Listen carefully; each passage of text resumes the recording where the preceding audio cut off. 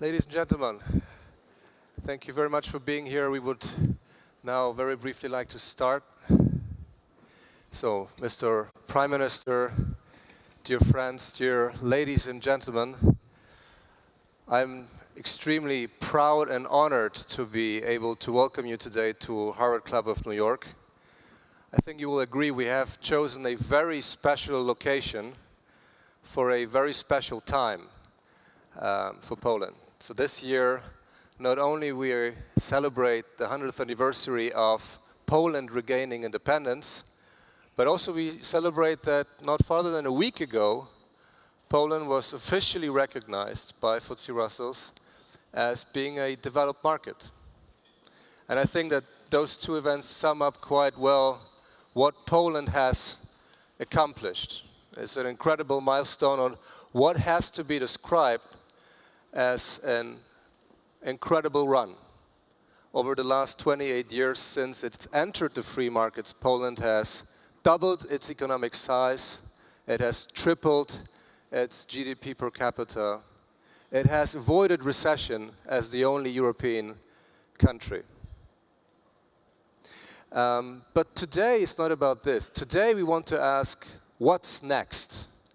Because if you allow this expression in this room, now that Poland is allowed to the club, the very elite club of developed countries, will Poland be able to compete with the best? Now that the classical sources of growth of an emerging economy, like low labor costs and technological transfer, will ebb off, they will have to give way to the competitiveness of Polish products, Polish services, Polish solutions on global markets. Now the question is, are Polish companies ready for this? And to answer that question, I'm incredibly proud to say that for you today, we have assembled the most distinguished group of businessmen and women from Poland that I've ever seen in a room, and not only in the US, but at all. We have the CEOs of the biggest Polish stock-listed companies. We have the founders and owners of the biggest Polish private companies. We have some of the most innovative and successful startups from Poland. And we have Prime Minister Mateusz Morawiecki, who, like no other politician, has made the vision of an innovative and competitive Poland a trademark of his policy. I would love to hear, Mr. Prime Minister, about your vision for Poland. And on the other side, we have today in the room the biggest investors from the United States and Poland. Thank you very much for being here. Some of you are already shareholder in some of the companies here present, and we would like to thank you very much for that. Thank you for investing in Poland. But today's event and today's formula is about broadening your spectrum a little bit. We would really love you to have a look about the companies that you're maybe not invested in yet, and some of the companies that are not yet on capital markets but might get there, and sometime soon. And I hope that once the event is done, and once you will have had the opportunity to speak a bit broader about Poland, you will share my optimism about the prospects of Poland, that Poland not only had the fundamentals to emerge from a former communist country to a free market economy and a developed economy, but it has the fundamentals to go much farther. That, as a matter of fact, after having accomplished such an incredible run, it has only just begun. So, ladies and gentlemen, once again, welcome and thank you very much for being here. And I'd like now to ask on the stage Prime Minister of Poland, Mr. Mateusz Morawiecki. The floor is yours, Mr. Morawiecki.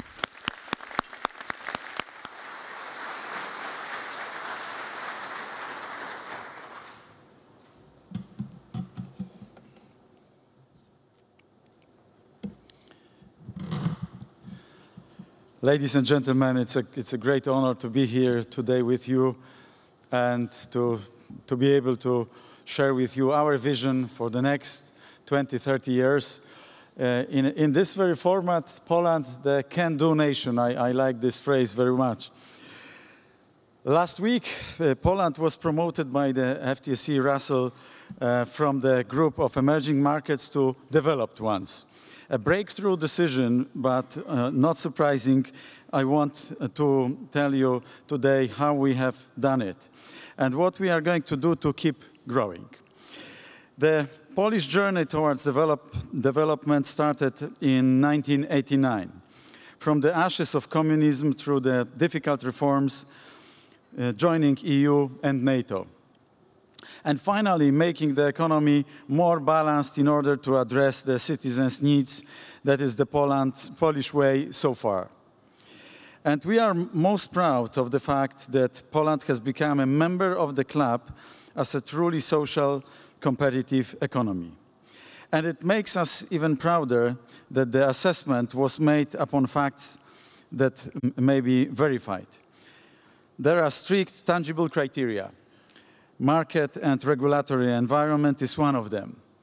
Derivatives or dealing landscape is another one. In other words, if our regulatory environment was indeed unstable, we would not be considered as a developed country.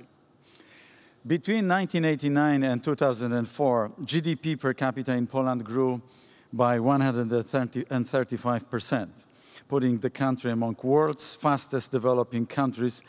But social inclusiveness and innovation were lagging behind. Only after a new development strategy was adopted after 2015, we managed to tackle those issues. Poland is now building a model of democratic capitalism for the many, not the few.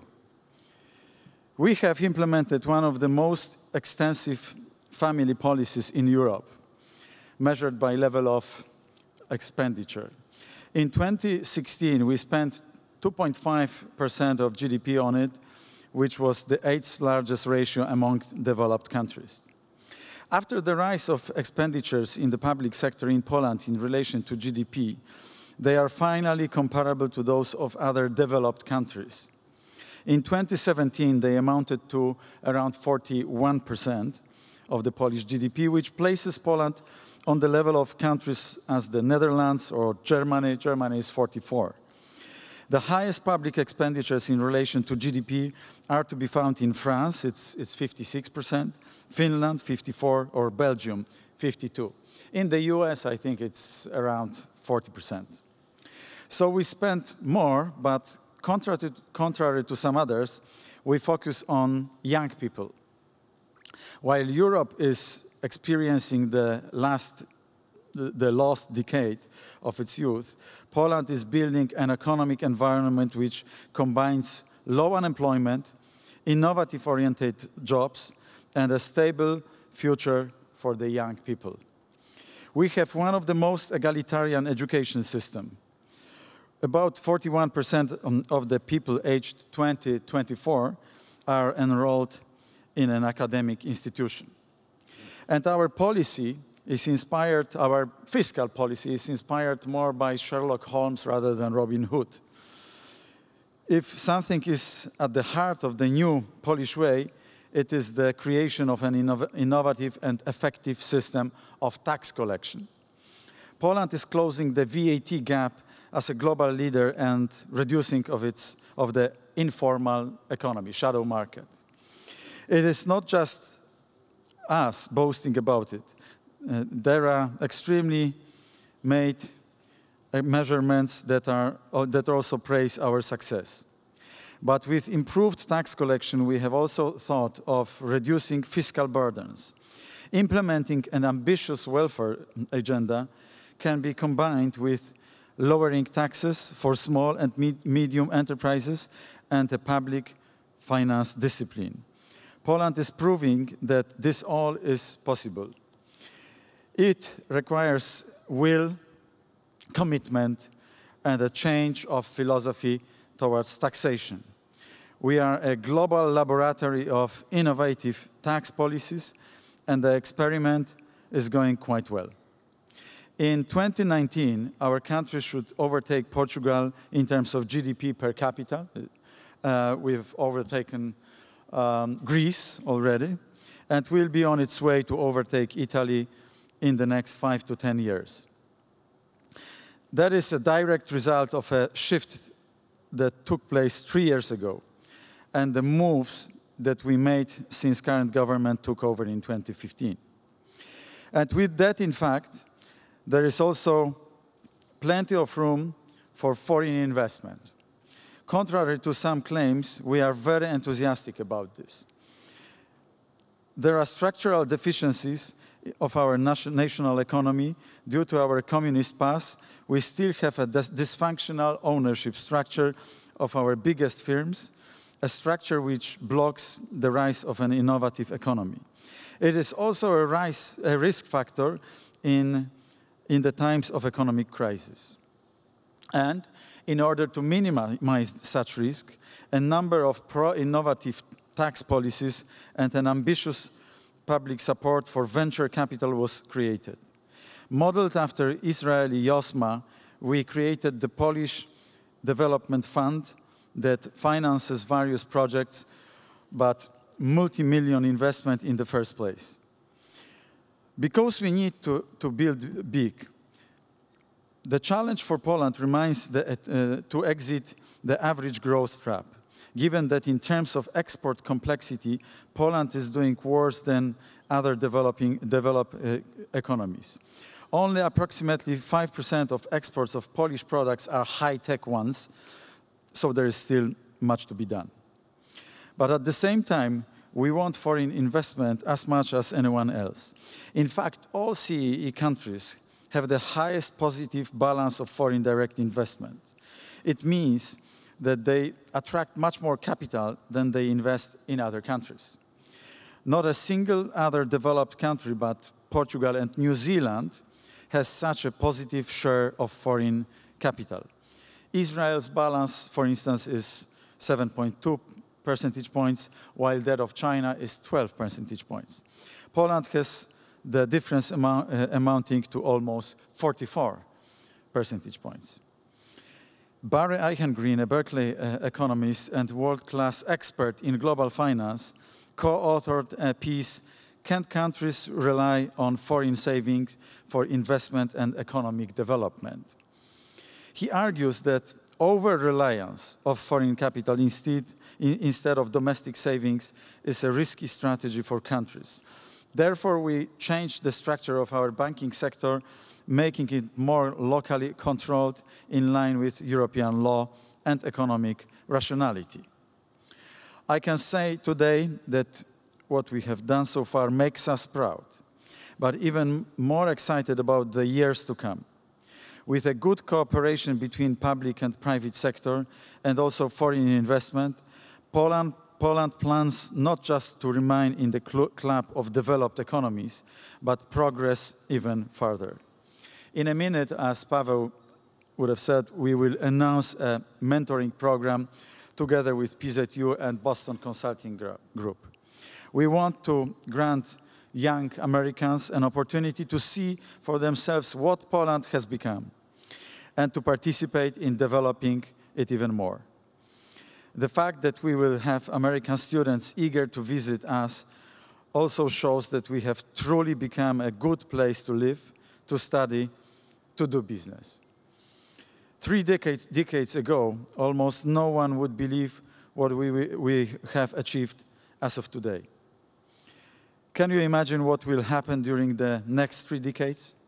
I can. And I can assure you that Poland's economic future looks brighter than ever. Thank you very much.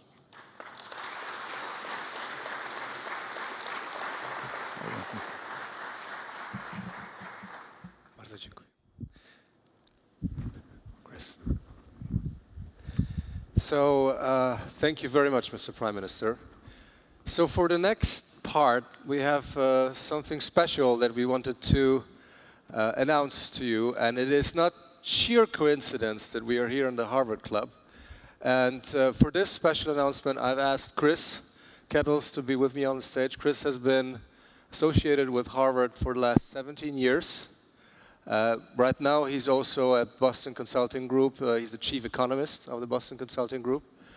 And we've thought about something special for today, because when you know history, then you know that who says Polish independence, both this of 1918 as the one of 1989, 1990, you cannot divide this without the help of the United States of America. And being given this special anniversary today, we thought that this event is also about saying thank you.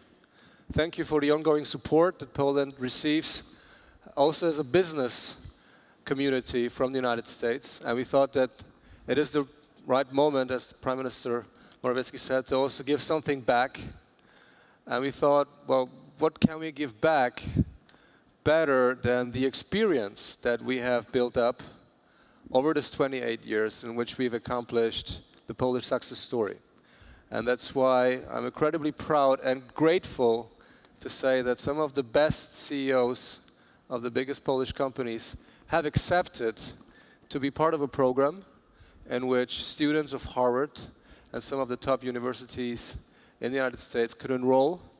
And the award, if you would, will be that they will be part of a mentor program in which some of the CEOs will become their mentor and try to help them to build their career in a way that they will really earn and learn from the experience that our CEOs, who are some of the most successful people in Central Eastern Europe, have gathered. I don't know, Chris, how does that sound? This sounds perfect. I'm so honored to be here with you, Prime Minister, Mr. Surowka, ladies and gentlemen. Being here to celebrate this particular moment in Polish history, in Polish economic success, doing this at the Harvard Club, which I've been so many years being associated with, but also doing this in connection with BCG, my new employer, is a particular honor. Let me add to the many congratulations that you've already heard on Polish economic success. This is an incredible story, and it is a story that people did not necessarily expect. It's very easy to forget that if you've achieved success, that as you started out, it didn't always look like this. It didn't always look like things were going to turn out this way. And in fact, many other countries have not been so successful. But I also want to congratulate you and the business leaders that are involved in this program about the way that you've decided to celebrate this particular moment.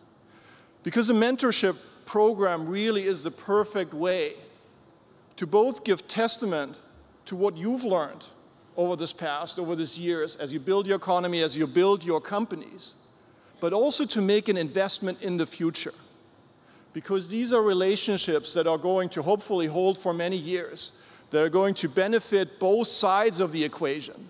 I'm sure it's going to benefit the American students or the students here from the US, from Harvard and other places that are coming to Poland. But I'm also convinced that it's going to be a great experience for the Polish CEOs to work with them. Now, as you're becoming a successful economy, as Poland has become over the last 25 years, a little bit more, one of the things is that people come and want to learn from you. So also Harvard Business School has decided to write a case study about Poland. And the name of that case study is The Unexpected Champion. What's next for Poland? So the case is really about both elements. So the first part is about the unexpected champion and kind of lays out the success stories that you already reflected on in your initial remarks. How you came from a very difficult initial economic situation through several crises, the latest one, the global financial crisis, to where the Polish economy is now. Again, this was a success that was not expected. Actually, many observers, academic observers, thought your neighbors in Eastern Europe were better placed to reap the benefits of transition. But Poland did it. Poland stayed with growth and was able to continue on this path. But then we also ask about what's next. And I really like that this can-do nation also talks about the transition moment.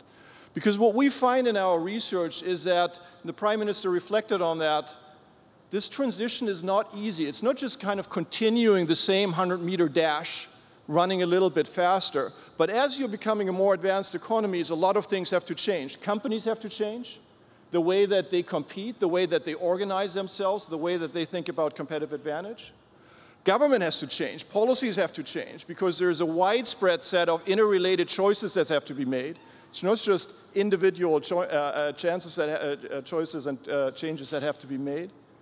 And if I may say, the way that business and government collaborate also has to change as you're kind of graduating as an economy. So we are very much looking forward to have our students discuss the case and also the responsible economic development strategy that the Prime Minister put forward and see how is it going to help Poland do this. Maybe this is something for the mentees in this program to look at. If I just can address them directly, I think those of you who've been selected to, as students, be part of this program, really make the most out of this experience. It's an incredible opportunity to work with leaders from Poland, to learn more about this country, to bring these things back.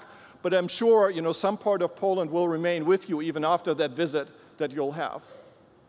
And then finally, to the mentors. As somebody who's taught for many years, I can assure you that this is not just a drag on your time. It's not a one-way street. I think you'll find that this is going to be an incredibly enriching opportunity and exchange learn from these new young people, hear their ideas, and maybe also be challenged by what they are trying to say. So again, let me congratulate Poland, the business leaders that are in this room that made this program possible, and you all for really using this way to celebrate Polish success. Thank you very much, Chris. The unexpected champion, I really love this. So let's make this official. I mean, CEOs tend to agree to a lot of things when the Prime Minister is around, but we thought that maybe, we would really want them to have on the stage, so there's no way back. We have them as our mentors, and therefore, may I ask on the stage right now the CEOs who accepted to be in our mentoring program, and that will be first Michał Krupiński from PKO. Michał, can I ask you to come forward? Maciej Adamkiewicz, so Michał Krupiński, the CEO of PKO SA Bank. Mr. Maciej Adamkiewicz, the CEO of Adamet. Mr. Zbigniew Inglot, the CEO of Inglot.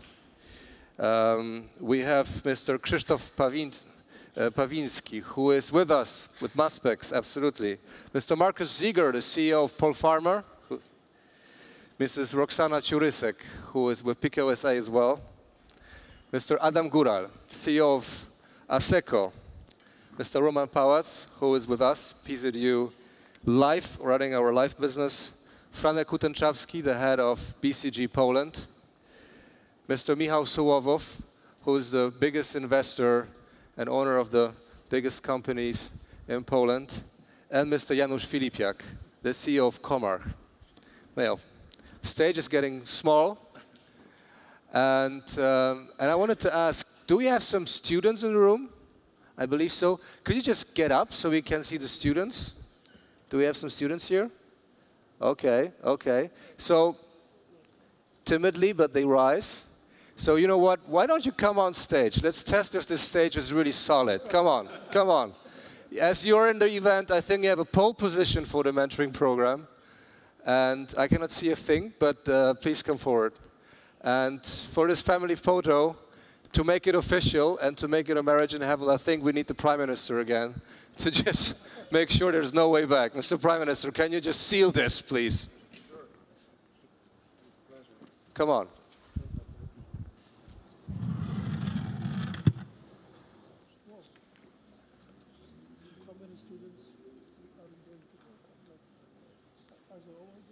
Okay, maybe from the other side as well. Would you want to come from the other side? Chciał pan jeszcze powiedzieć dwa słowa? Okay, dobrze. Okay, so, ladies and gentlemen, may I ask you for a big round of applause for our mentors and our mentees? And this is the family photo.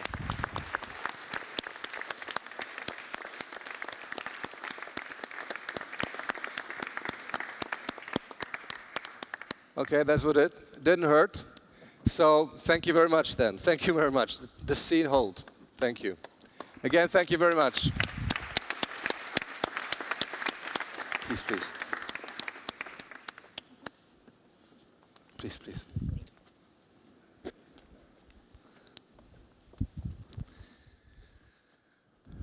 Chris.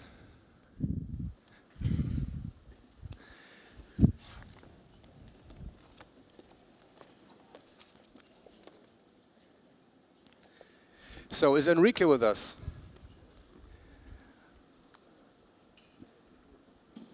Enrique, can I? So, ladies and gentlemen, for the next part, we said a lot about Poland, but we thought if we really want to be a little bit more precise about what exactly Poland has achieved, we thought we shouldn't be speaking about ourselves, and therefore we asked a very distinguished person from BCG, Mr. Enrique, to speak a little bit about the CETA report, which is a study that BCG does regularly and that I think you would want to present to us exactly how Poland fares. Thank you very much. Welcome on stage. And the floor is yours. Thank you very much. Prime Minister, distinguished guests, colleagues, and other participants in this very nice event. The question... Just the mic. Get the mic up a little bit.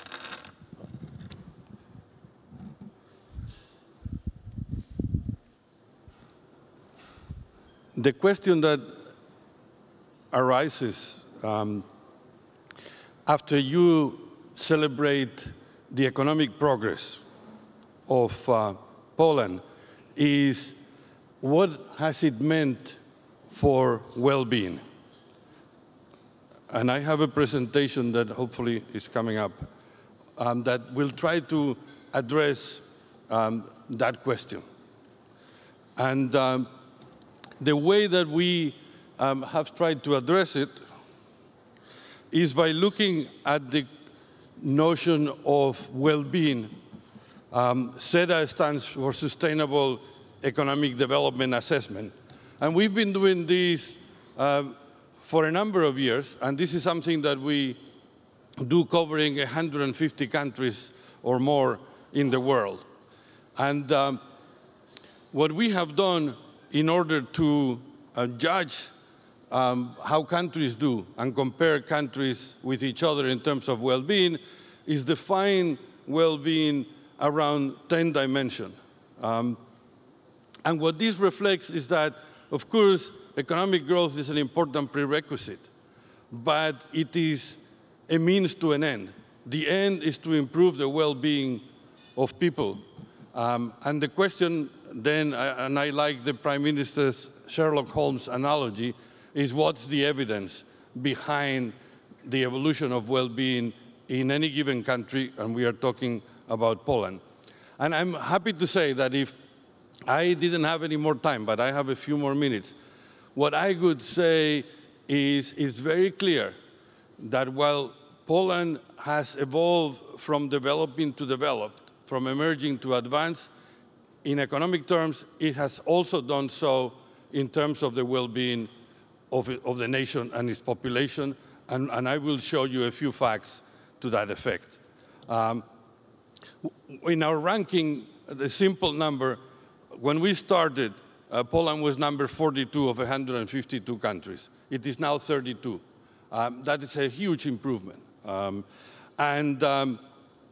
you look at where Poland stands, and you compare with all the other countries in the world, and think about, well, when it started, it was reasonably good. Not so many countries that were good are still improving. Poland has been over the last decade or so. Even more important, what we looked at is economic growth is great, but how do countries convert their economic growth into improvements in well-being? And we have developed this wealth to well-being coefficient. I'm happy to report that Poland is one of the best performers in the world in terms of making the most of its economic wealth, of its income and its growth in terms of well-being. As you can see, this line essentially is the global par. Poland is very high above par, and therefore, even though it's not one of the highest income countries in the world yet, it is a country that converts very well, and has over the last decade converted very well wealth into well-being.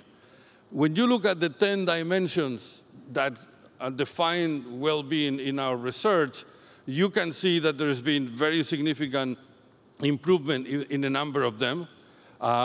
Some of them started in pretty bad shape, like environment. It has been improvement, a lot of room to grow. Others started very high. Polish education ranking in the world was very high. It has not improved, and I would argue that's something very much to keep in mind, because obviously it's a very major pillar. And I'll come back to that in a moment. But the simplest way of summarizing this, and I think it was a nice suggestion our hosts had for this, is to compare Poland 10 years ago with the EU 15 and the US and today. And the graph is very clear. Poland has been outrunning both of these reference points and narrowing the gap. Narrowing the gap against what's a pretty high mark. When you look at the individual dimensions, what you can see compared to the EU 15 average, for instance, Poland was better than the average in education, but is losing ground. Again, a little flag. In just about everything else, it may not have been better, but it's improving. With the US, the picture is a similar picture. It is, in some cases, it was better. For instance, equality in Poland is significantly better than the US, and it's improving. In a number of other dimensions, Poland was behind the US. It is also improving. And the point that I made before, our research shows that when you take countries that are advanced, that were already advanced 10 years ago, before Poland was declared advanced, and you look at what distinguishes those that did well over the last decade from those that did not do so well, there are two things that come across very powerful. One is education. Poland was good to start with, needs to maintain that advantage. The second is employment. And the Polish employment story is a remarkable story of having created employment, having expanded labor force participation, and again, the second may be something that needs to continue, but it is a powerful message from the research.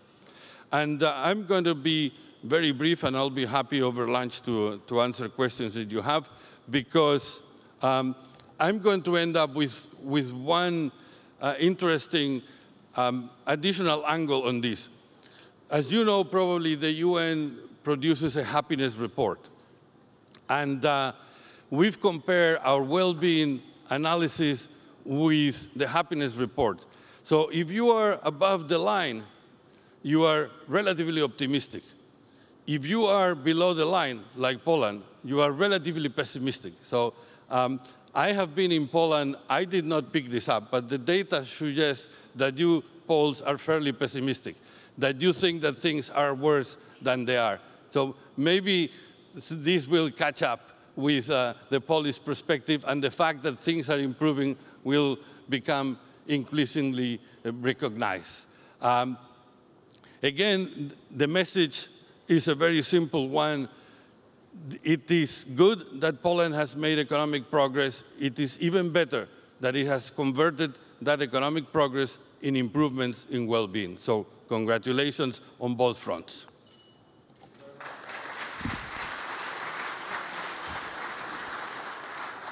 Thank you very much, Enrique Sabater.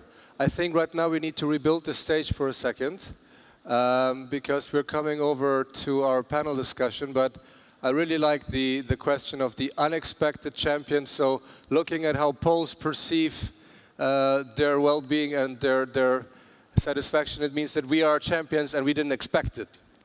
But to come forward, so the next part will be our panel discussion.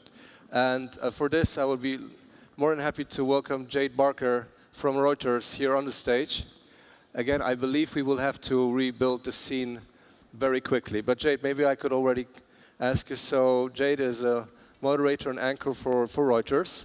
And we have prepared a small panel discussion for you before we release you to lunch. And I would love to, in the meantime, introduce some of our panelists.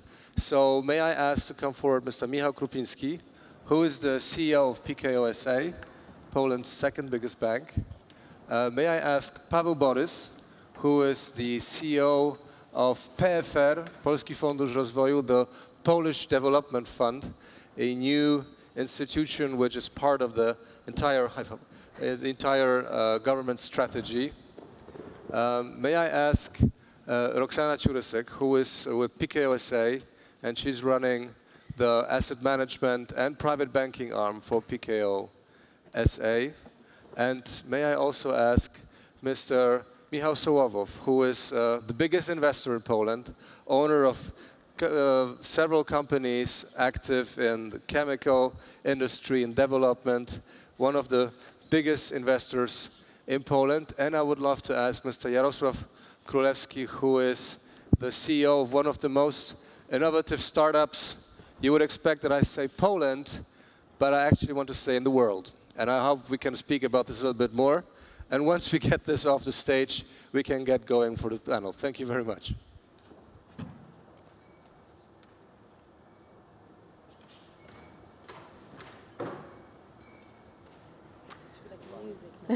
Yeah, exactly. So I'll lead on. No, however you want. Okay. I think we've almost reconfigured. Whilst we're just finalizing the seating, I just wanted to say thank you. It's an honor to be here, to speak with such a distinguished panel as they come on stage here. And it's such an exciting time for Poland.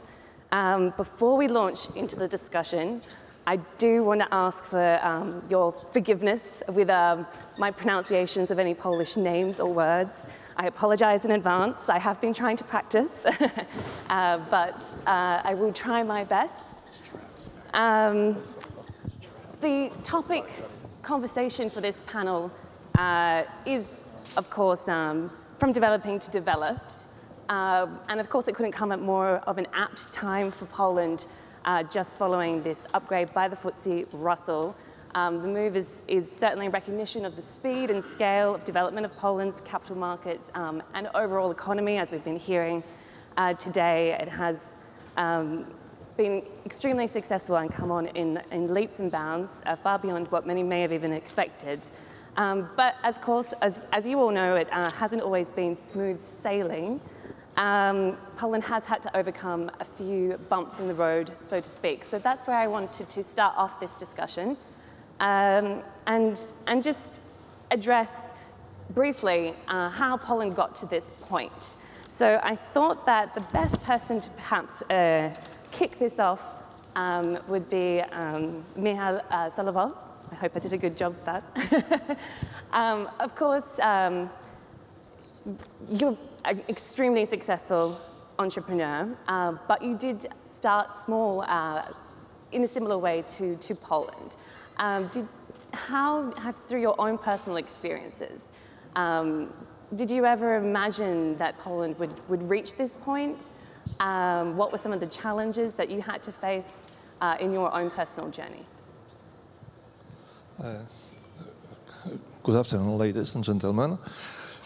Yes, of course, I imagine it was because we are Poles. We are optimistic in general, not pessimistic. So we have the imagination, and I seem to be the oldest one. So I have to start from the history. In fact, the history of Polish economy in private way started in 1988, and there was three pillars which built this history. The first one was the legal change, which happened in this year. There was a gentleman called Mieczysław Wilczek, and he implemented, of course, with the parliament, the legal act, which allowed Polish citizens to open private enterprises. And it was the first act like this. And it was a very crucial one, very simply. It allowed people to do everything what was not forbidden by this act. So it was quite a big change. The second one was the atmosphere, which was the atmosphere of change and the support which came from the government, but not only from the government, from any members of the market, I would say. It was really needs for the change. And the third which is the same crucial, was the Polish optimism and the Polish people who take over the possibility, the option, which became in this moment. And the result of this three pillar was the creation of more than 2 million private enterprises through 1 year. So it was a huge change. 2 million people decide to take over their own lives, go from the state-owned companies, take the risk, and it pays off.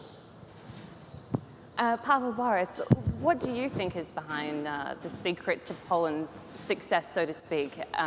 You know, being the only European country to not go into recession during the financial crisis, how do you think Poland managed to get where it is?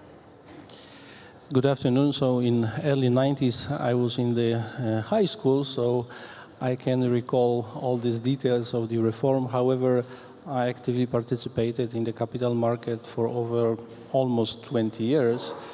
So this journey started at some point of time.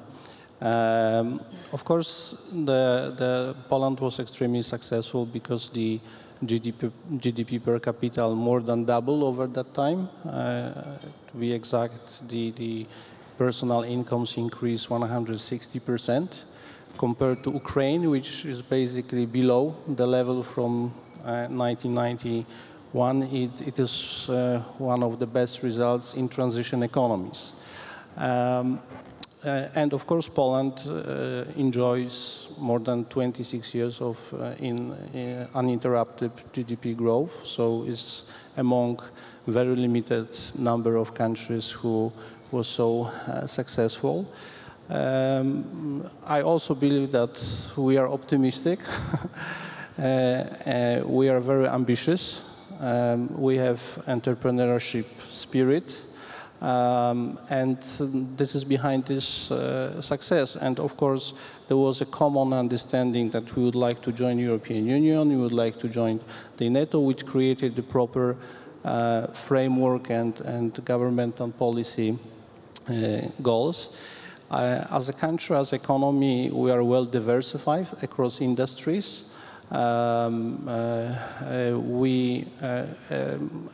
one point, we have a lot of small and medium enterprises, but on the other hand, there is to some extent a weakness because we need, the economy is very much fragmented, so we need some consolidation, create larger firm which could go global. Only 1/3 of Polish export is the export of Polish companies. The remaining 2/3 is within the international groups. So we need to improve the business environment and motivate companies to go abroad. We need to also secure the financing side. Poland have very sound banking sector. The banking asset to GDP are something around 100%, so above US, here is around 85%. But capital market assets to GDP are only 1/3. Here is 160%. So we need to build the second pillar of the financial system, which is capital market. And currently, the government is implementing the very important reform to strengthen the capital pillar on the pension system. So it should also boost this local savings, and it should also boost long-term investment and improve macro stability. Okay, so back to today and the recent upgrade just a few days ago by the FTSE Russell. Other providers have hesitated to do the same. For example, the MSCI still classifies Poland as a developing market. So the question is, who is right? And as the country straddles the two different classifications, what are some of the pros and cons? Michał Kopinski, would you like to take this one? Yes, thank you very much, and thank you very much. I'm very privileged to be on this important panel on this important day. I think to answer your question directly, of course, FTSE Russell is right. We are an advanced economy. We don't show characteristics of being an emerging market economy. We have very strong, diversified growth. We are very well integrated within the global economy, and we've had sound economic policies. So I think some of the recent chatter around emerging market contagion and the fact that Poland was still being perceived as being part of EM is unjustified. I think this whole division of emerging versus developed is rather a relic of how we would think in the past. Late 80s Washington consensus, and not a reflection of economic reality.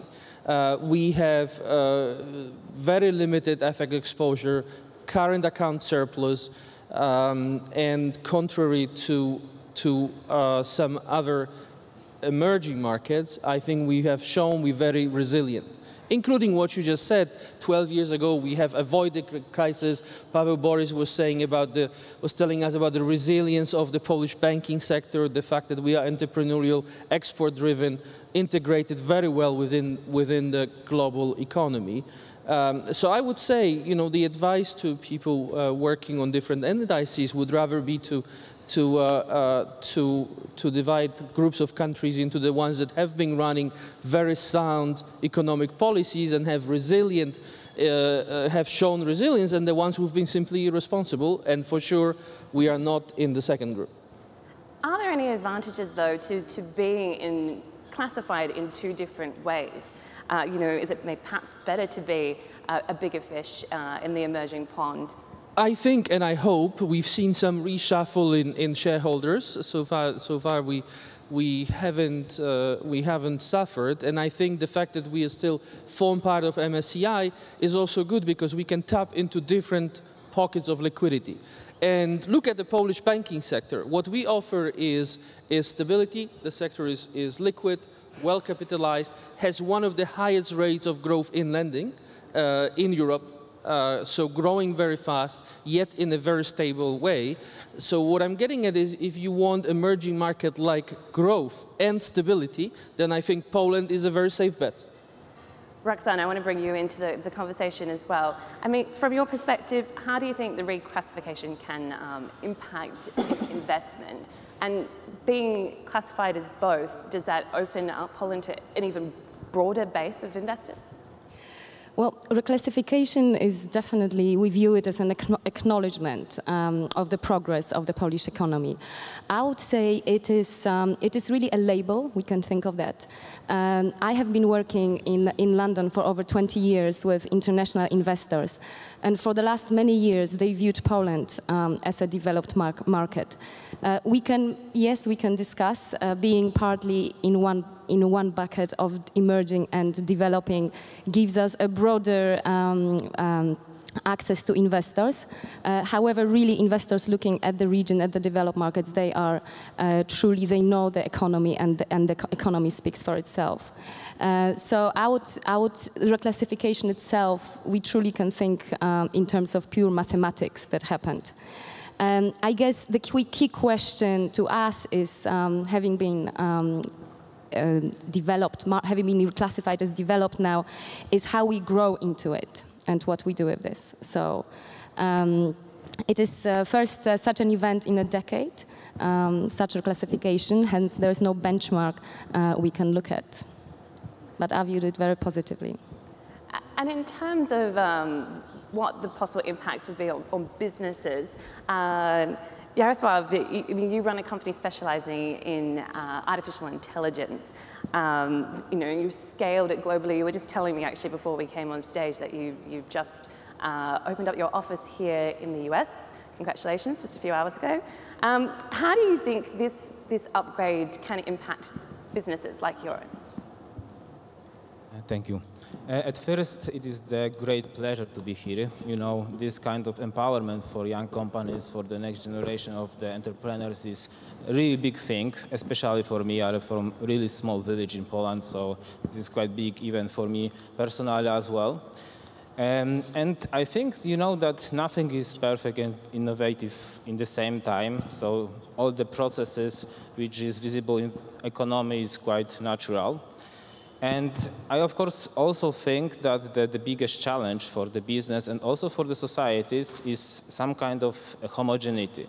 Everyone is doing the same thing with the same people, with the same skills. And I personally do not think, also in my business, but also normally, that we need to follow some specific paths. We need to be just transparent, like in the business, and that's all.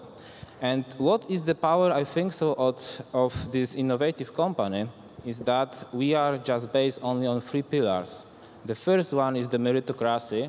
So this is like the power of knowledge, of intellect, of the science. The second one is much more old school because it is the power of algocracy. So it is the power of the algorithm to making our life much more intelligent, much more efficient, eliminates routine from our life, and be completely extraordinary. And the last thing, of course, which is quite very important, is still emphasis, so the power of love in some kind. And if I'm thinking about our use case and case study, it is really important to think about the intellectual property and trying to changing all the things which are quite common. So Synorise is already the company which specializes in AI and big data. And we try to invest in all the toughest things we can just imagine. So we are building the specific databases, we are investing in the people, it is like the management by motivation and so on. And I think that this is really impressive because the world is changing, the world of other corporations is going away, and the disruption is ready to go. So just imagine that today we can just work with all the companies all over the world remotely in Poland. We can win a lot of competition with the biggest corporation right now very quickly because we can just deliver something which is automated. So I believe that if we invest in some kind of a meritocracy, we can just really win the economy in the next years. Of course, there is also a lot of buzzwords in the market, and of course, in some cases, the money is the commodity on the market. But I think that if we try to build the intellect-based companies, everything would be completely different than a couple of years ago. And I'm really just proud of that if we're thinking about the biggest corporation in the tech sector, many of my colleagues who are today here with me are one of the top engineers in these specific companies. And I think that if we want to be very successful in life and also in the business, we need to follow these examples. Of course, I have some dreams. So one of them is to build the AI schools in Poland. I will start this month probably. So I encourage everyone to join this idea because if we're thinking about this kind of economy, the China and USA are very on the top level, and we need to do also invest in some kind of education. And Michał Solovov, I mean, what kind of implications do you think you would see for your companies? So I hear you quite badly, to be problem. honest. I don't know why. In terms of the... But I don't want to be put in the positive in this position to be, young and old because I feel completely young. So that was not my intention. Don't worry. Yes. Especially that I have a few startups company in portfolio which are quite advanced in the technology. So I'm developing the 3D printing area, and we believe that we have today the equipment which is more or less comparable with the Stratasys in States. Of course, no so big development from the market perspective, but we believe that it will happen. Probably I didn't answer for the question. I didn't hear the question. No, that's okay. It was asking, what kind of impact that you think this upgrade might have on companies. Right, especially from the financial perspective. Yes. I believe that this is the crucial thing from developing the business in Poland is cost of financing. The money costs everywhere. If we are upgrade to the development countries, I believe that the cost of the money, especially if we financing ourselves on the global market, and this is the case of one of my companies, then the cost of financing will go. Unfortunately, the moment right now is not the best one, but this is the market perspective, not our internal situation. But for the long run, of course, the cost of financing will be crucial for us.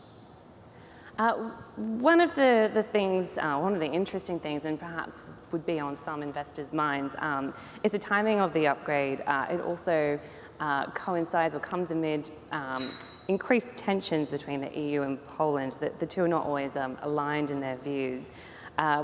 You could say that one of the advantages of, that Poland has had, even when it was classified as an emerging market, is that it's always been part of these clubs, so to speak, NATO, the EU, Schengen. Michał Kopinski, I mean, how important do you think these affiliations are for Poland? You see, first of all, I think EU membership, starting with the membership in the internal market in mid-90s, but the fact that we did join 15 years ago, almost 15 years, it has been a big success factor for Poland. It brought further stability, integration within the internal market, and also from geopolitical standpoint, it brought us external safety. Second of all, Poles are very unique in the sense that we are very pro-American and very much pro-European. So when you look at the Poles, I mean Poles, P-O-L-L-S, Poles are very much pro-EU, one of the most pro-EU nations in the entire Europe. I think what is relevant is you know, of course from our perspective, we are watching what is happening in Europe, and there are some signs which show that Europe has a lot of problems that are difficult to solve. Look at Brexit. We have, by different standards, around 2 million Poles living in the UK, and because of this protracted crisis around Brexit, there is a question mark around the future residence permits. It's unresolved. It brings some uncertainty.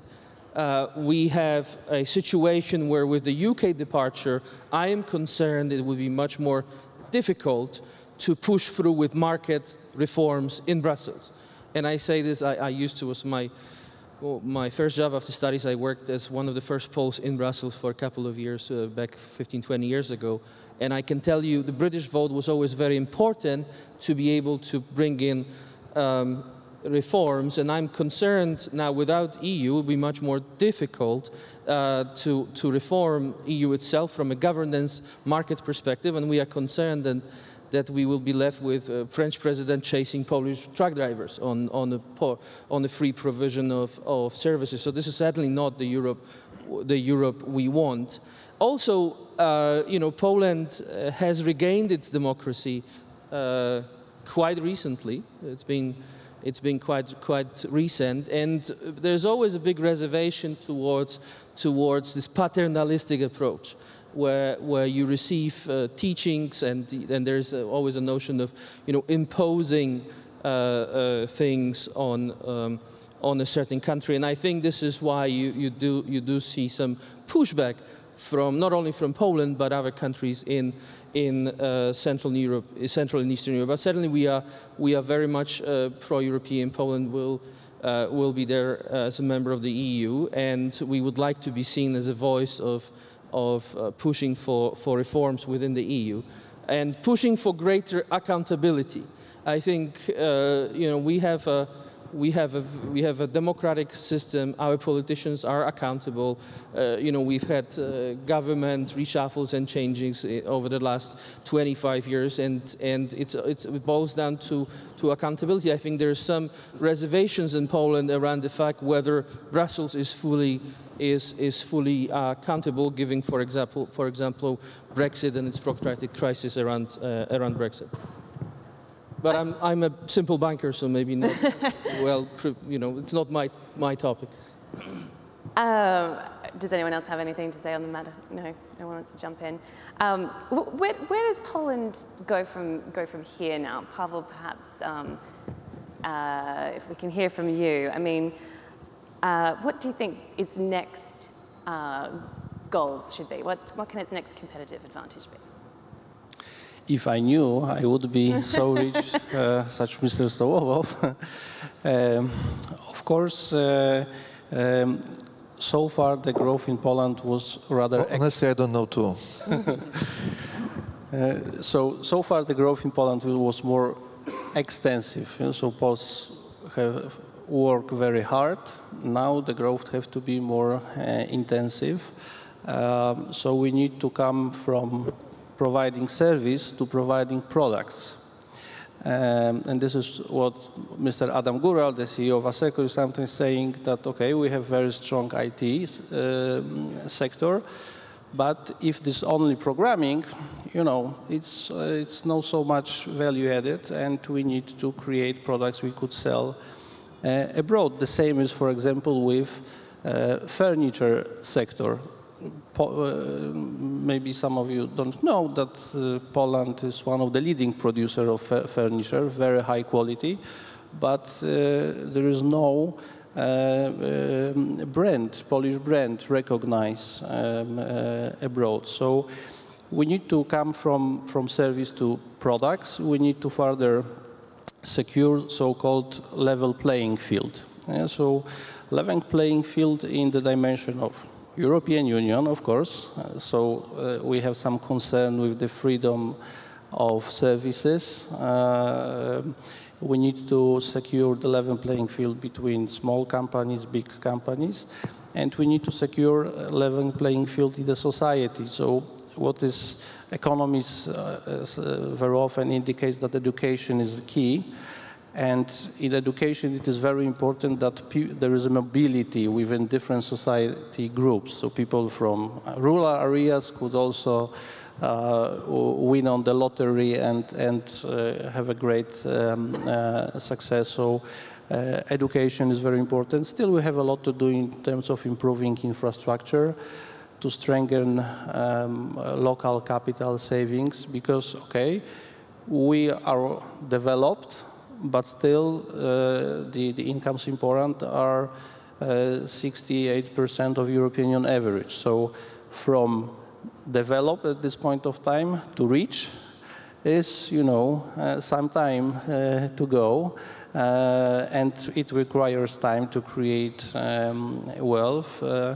When you look at the Polish Warsaw Stock Exchange, so the large cap index, WIG20, is dominated by banks, by commodity companies, energy, oil and gas. And there is small number of companies from this new modern economy sectors, so from digital to biotech. So we need to also improve the structure of the economy. After this, we need to improve productivity. What is the key challenge now in Poland is that labor becomes a very precious resource. Incomes are growing very fast, so we need to catch up with the productivity. If we will be more productive, the incomes will grow and Poland will be successful.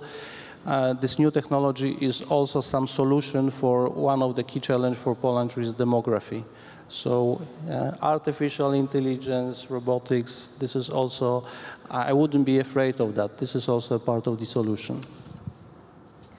Okay, I feel like time has flown by. I'm already being told that we're going to have to start wrapping things up, but I want to bring, just quickly, some more of you back into this conversation. I mean, when you're looking towards the future then for Poland, you were talking about leveling the playing field, and for a long time it has seemed that that was what Poland was trying to do, was trying to level the playing field, play catch up, and now it's about how does it get ahead? You mentioned there are a few different challenges. I mean, Michał Kopinski, do you? No, I'm a former investment banker, so I'm a trained optimist. I'm very optimistic. Poland has great demographics. Particularly, what makes me very optimistic are companies like the one run by Jarosław, which very much address the needs of fourth industrial revolution. Poland has best experts for AI, data scientists, cryptographers for blockchain solutions. I think this is really where we stand out. Secondly, there's probably no other country in Europe that would have a better location from a business perspective, from a strategic perspective. We have not probably yet use it to our advantage, but with things like Silk Road Initiative, with hopefully over the next years democratization processes of our eastern border, we will be able to use it even greater to our advantage. And two more quick points. I know we are the last obstacle between you and the lunch, so I will be very quick. I think we have very good political leadership and we have ambition. I think something that you could have gathered from this meeting so far is Poles are very ambitious peoples, and this is our advantage. Okay, thank you very much. I think we have to leave it there, but I think the biggest takeaway is definitely the optimism that everyone here has expressed, and a bright future ahead for Poland. And thank you very much for all sharing your insights. Thank you. Thank you very much.